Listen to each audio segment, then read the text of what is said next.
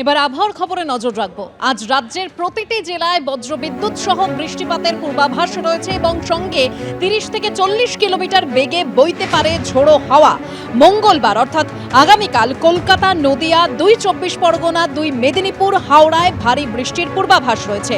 বুধবার দক্ষিণবঙ্গের প্রতিটি জেলায় ভারী বৃষ্টির পূর্বাভাস। বুধবার উত্তরবঙ্গেরও সব জেলায় বিক্ষিপ্ত বৃষ্টির পূর্বাভাস রয়েছে।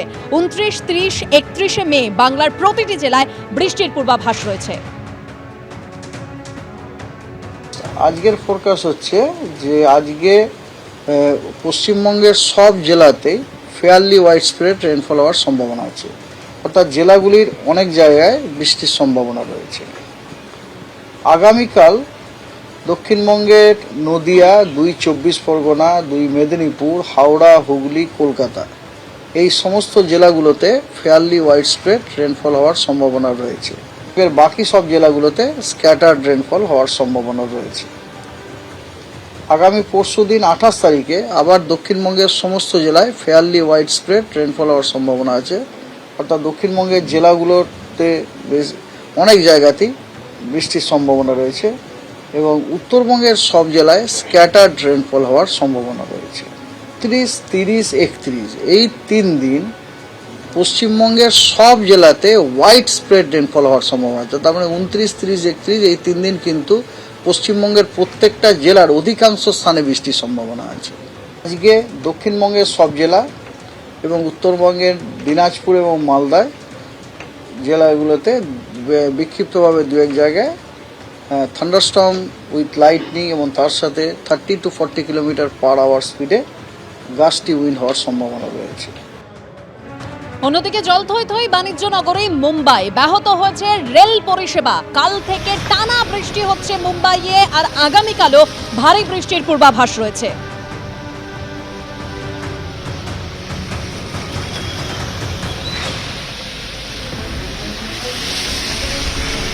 দেশের করোনা গ্রাফ ঊর্ধ্বমুখী।